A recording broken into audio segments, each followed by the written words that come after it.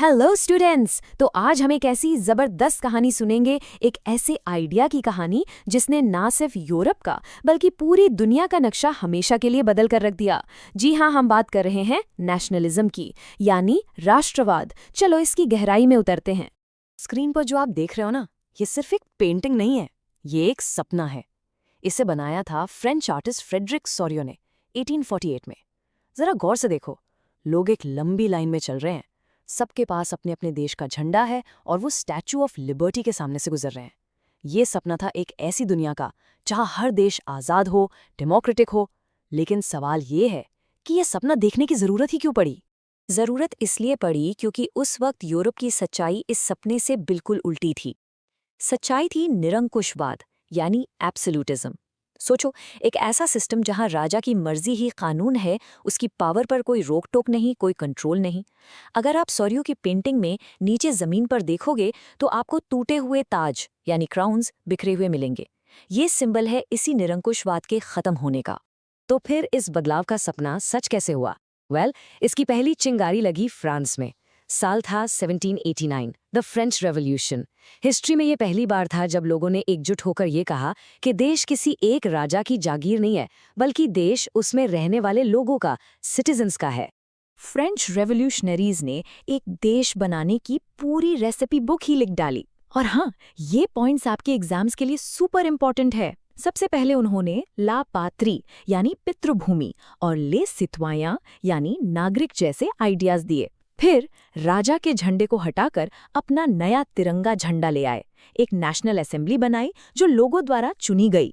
पूरे देश के लिए एक जैसे कानून लागू किए और हाँ, फ्रेंच को कॉमन लैंग्वेज बना दिया। इन सब का बस एक ही मकसद था, लोगों के अंदर एक कलेक्टिव आइडेंटिटी, एक होम की फीलिंग पैदा करना। अब देखो, फ्रांस में जो हो रहा था ना, उसका असर पूरे यूरोप पर पड़ना ही था। ऑस्ट्रियन चांसलर मेटरनिक ने क्या खूब कहा था, जब फ्रांस छींकता है तो बाकी यूरोप को सर्दी लग जाती है। इसका मतलब साफ है, फ्रांस के रिवॉल्यूशन के आइडियाज एक ऐसी बीमारी की तरह थे जो तेजी से पूरे कॉन्टिनेंट में फैल गए और सबको इंस्पायर करने लगे। और यहाँ कहानी में एक ट्विस्ट आता है। इन आइडियाज को फैलाने में एक ऐसे आदमी ने मदद की जिसकी आपको उम्मीद नहीं होगी, नेपोलियन बोनापार्ट। मजेदार बात यह है कि वो खुद एक एम्परर था, लेकिन उसने जो 1804 का सिविल कोड बनाया, उसने अनजाने में रेवोल्यूशन के मेन आइडियाज, जैसे कानून के सामने सब बराबर हैं, प्रॉपर्टी का अधिकार, उन सभी जगहों तक पहुंचा दिए जिनको उसने जीता था। तो फ्रांस ने जो चिंगारी लगाई थी, अब उससे पूरे यूरोप में आग लगने वाली थी। अब हम एंटर कर रहे हैं उस दौर में जब नेशनलिज्म की ये लहर हर तरफ फैल रही थी। ये वक्त था 1830 से 1848 का, जिसे कहते हैं द एज ऑफ रेवोल्यूशंस। ये टाइमलाइन इस पूरे कियोटिक पीरियड को समझने में हमारी हेल्प करेगी। देखो, 1815 में नेपोलियन हार गया तो वियना कांग्रेस ने कोशिश की सब कुछ पहले जैसा कर दे, राजाओं को वापस ले आए। लेकिन आइडिया की आग बुझी नहीं। 1821 में ग्रीस में आज़ादी की लड़ाई शुरू हुई। 1830 में फ्रांस में एक और रेवोल्यूशन हुआ और 1848 आते आते तो जैसे पूरे यूरोप में क्रांति की लाइन लग गई। लेकिन एक बात समझना बहुत जरूरी है, नेशनलिज्म सिर्फ लड़ाई और पॉलिटिक्स से नहीं फैला, इसमें कल्चर का, कला का बहुत बड़ा हाथ था। एक मूवमेंट शुरू हुआ जिसे हम रोमांटिसिज्म कहते हैं। यहाँ दिमाग से ज्यादा दिल की बात थी, इमोशंस की बात थी।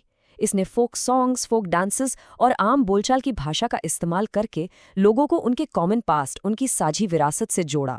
उनका मानना था कि देश की असली आत्मा वहाँ के आम लोगों यानी दास वुल्क में बसती है। ओके, तो आइडिया तो फैल गया, लोगों के दिलों में आग भी लग गई, पर इस आइडिया को हकीकत में कैसे बदला जाए? एक एब्स्ट्रैक्ट आइडिया से एक एक्चुअल देश कैसे बनाया जाए? चलो इसे समझते हैं दो केस स्टडीज से, जर्मनी और इटली। जर्मनी को एक नेशन बनाने का सपना सबसे पहले वहां के लिबरल्स ने देखा था 1848 में, लेकिन उनका प्लान फेल हो गया। इसके बाद मैदान में उतरे प्रशा के chief minister Otto von Bismarck, और उनका तरीका लिबरल्स से बिल्कुल बिल्कुल अलग था। ये स्लाइड सब कुछ क्लियर कर देती है। देखो, पहले जर्मनी क्या था, 39 अलग अलग स्टेट्स का एक ढीला ढाला सा ग्रुप। बिस्मार्क ने कहा, बातों से डेमोक्रेसी से देश नहीं बनते। उसने अपनी ब्लड एंड आयरन पॉलिसी अपनाई। उसने आर्मी और ब्यूरोक्रेसी की ताकत से 7 साल के अंदर 3 जंग लड़कर जर्मनी को एक कर दिया। और ये है उस ब्लड एंड आयरन पॉलिसी का नतीजा। 1871 की ये तस्वीर वर्साइल्स के मशहूर शीश महल की है, जहां जर्मन एम्पायर के बनने का ऐलान किया गया। और आयरनी देखो, ये ऐलान उसके सबसे बड़े दुश्मन फ्रांस के ही महल में हो रहा था। ये एक जबरदस्त पावर स्टेटमेंट थी। यूरोप के स्टेज पर एक नया पावरफुल प्लेयर आ चुका था। चलो अब जर्मनी से चलते हैं इटली। इन दो मैप्स को जरा ध्यान से देखो। पहला वाला मैप इटली बस नाम का देश था, अलग अलग टुकड़ों में बटा हुआ। और दूसरा मैप देखो, एक पूरा यूनाइटेड देश। कितना बड़ा ट्रांसफॉर्मेशन है, राइट? इटली की इस यूनिफिकेशन की कहानी के 3 मेन हीरो थे। इन्हें याद रखना बहुत आसान है। जुज़ेप्पे मज़्ज़ीनी थे इस मिशन की आत्मा या सोल, जिन्होंने सबसे पहले इसका सपना देखा। फिर आए काउंट कवोर, जो थे इसके दिमाग या ब्रेन, जिन्होंने अपनी पॉलिटिक्स और डिप्लोमेसी से रास्ता बनाया। और आखिर में जुज़ेप्पे गैरिबाल्दी, जो थे इसकी तलवार या स्वॉर्ड, जिन्होंने अपनी रेड शर्ट्स आर्मी के साथ साउदर्न इटली को फतह किया। इन तीनों ने मिलकर इस नामुमकिन को मुमकिन कर दिखाया। तो अब तक हमने देखा कि कैसे नेशनलिज्म ने देश बनाए, लोगों को जोड़ा।